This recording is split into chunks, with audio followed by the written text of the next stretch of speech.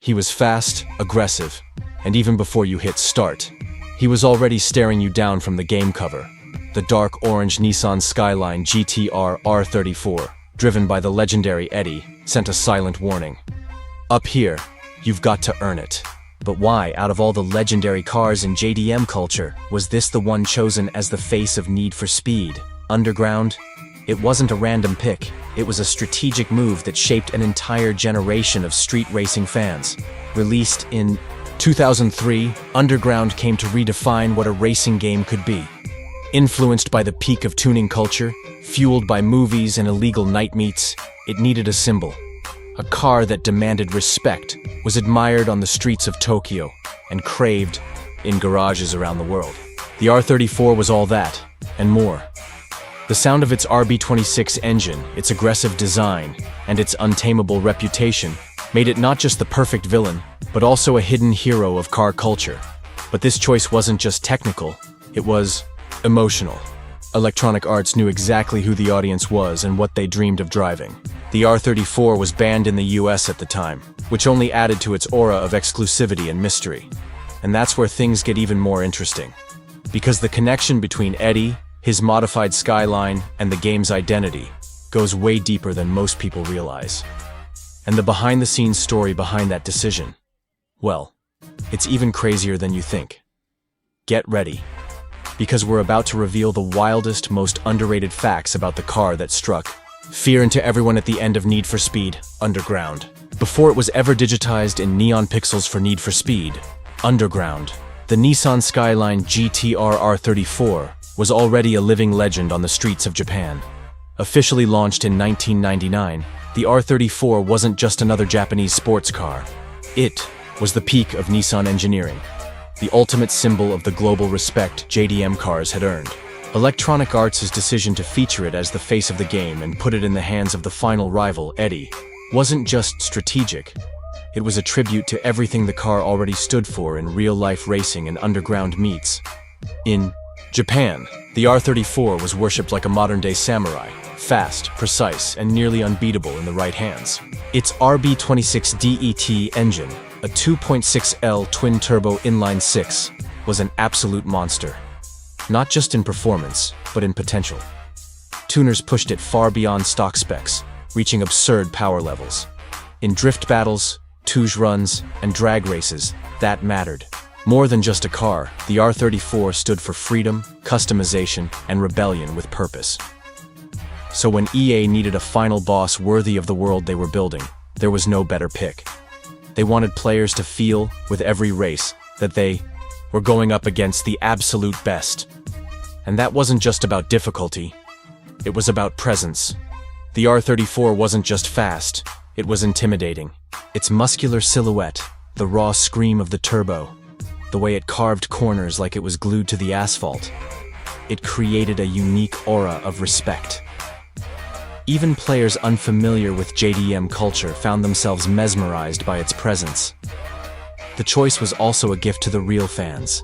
At a time when the R34 was still banned in the US due to strict import laws, putting it on the cover of a mainstream game like Underground felt like a bold statement.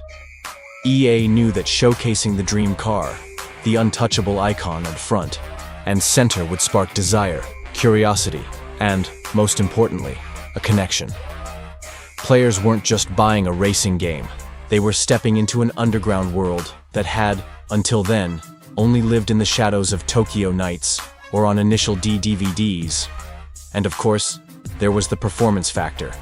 The R34 was the only car in the underground lineup that truly embodied both the technical and emotional meaning of a challenge.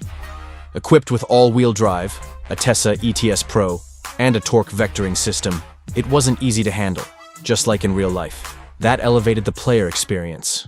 When you finally made it to the race against Eddie, you knew you weren't there just because you won. You were there because you earned it. And if you wanted to beat the best, you had to be the best. That symbolism struck deep with an entire generation. Even now, over 2 decades later, there are forums, videos, and entire threads dedicated solely to the story of the R34 in Need for Speed, Underground. It wasn't just a car, it was a rite of passage, a coronation for those who mastered the digital streets. And if you lived through that era or are just now discovering the wild world of JDM culture, drop a comment. What was your favorite car? To tune in underground, hit that subscribe button and share this video with that one friend who always picked the Skyline or dreamed of importing one into their garage. And if you're into legendary cars, tuning culture, and deep racing game, lore, check out the other videos on the channel. There's a ton of insane stories waiting for you. A car's visual impact isn't just about its bodywork. It's about what that body represents in the story. And Eddie's Nissan Skyline GTR R34 proves it. From the very first moment you see it in Need for Speed, Underground, that deep, orange glow and aggressive body kit scream, you're not ready for this yet. And that was exactly EA's intention, to make the car a character of its own. The design for Eddie's R34 wasn't random. The dark orange paint with custom details made it stand out instantly, whether tearing through neon-lit night races or sitting proudly in the car selection screen.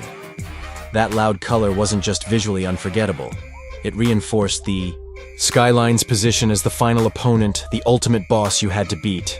In a game where every car could be customized to the last detail, Eddie's Skyline looked like it had already reached perfection, a symbol of what the player should aspire to become. The body kit, wide bumpers, deep side skirts, and a brutal rear wing gave the car an almost arrogant stance. It looked at you like it was saying, "Good luck catching me." That blend of aggressive aesthetics and the R34's prestige created something powerful. The game's villain became the most desired car in every fan's virtual garage. He wasn't just a challenge, he was the goal. This visual decision cemented Eddie's Skyline as an icon in the Need for Speed universe. So much so that years later, the car made a comeback in titles like Need for Speed 2015 and Need for Speed Payback. Not just in name, the exact same orange paint, the same custom look, the same personality. By bringing back Eddie's R34 in newer games, EA acknowledged its legendary status and honored the legacy it built since its debut. It became a franchise symbol, a lasting reminder of the golden age of tuning culture and street racing rivalries that Underground helped define. That kind of continuity is rare in such long-running franchises, but when fans respond with such passion, ignoring it would be a mistake. Eddie's R34 returning was a love letter to longtime players, and a doorway for new ones. Players who started in 2015 and saw that bright orange Skyline might not have known Underground, but they instantly felt something special. And it didn't take long before they were searching videos, reading stories, and discovering the legend behind that iconic car. Eddie's Nissan Skyline GTR R34 wasn't just a game's villain. It became part of the franchise's soul. Its striking look, its insane performance, and its presence on the digital streets left a legacy that crossed generations. And even after all these years, it's still the car everyone remembers and dreams of owning. If there's one thing Need for Speed has always done well, it's turning cars into legends. And Eddie's Nissan Skyline GTR R34 is one of the greatest examples. It wasn't just the villain's car. It was the symbol of everything Underground stood for: style, performance, attitude, and respect on the streets. A character without a single line, but with enough presence to define a whole generation of fans and keep hearts racing to this day. Now I want to hear from you. What other iconic car from the franchise deserves its own video here on the channel? Rachel's Nissan 350Z in Underground 2, with that perfect introduction vibe to tuning culture? Or maybe the legendary BMW M3 GTR from Most Wanted, arguably the most coveted car in the entire series? Or is there a more obscure model only true fans remember? Drop your suggestions in the comments, and who knows, it might just become the next star around here.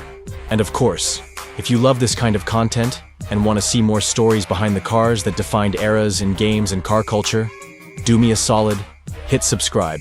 I'm aiming for a bold goal of 1,000 subscribers by the end of this month, and every click helps me keep bringing even crazier videos for those who live this passion for modified rides.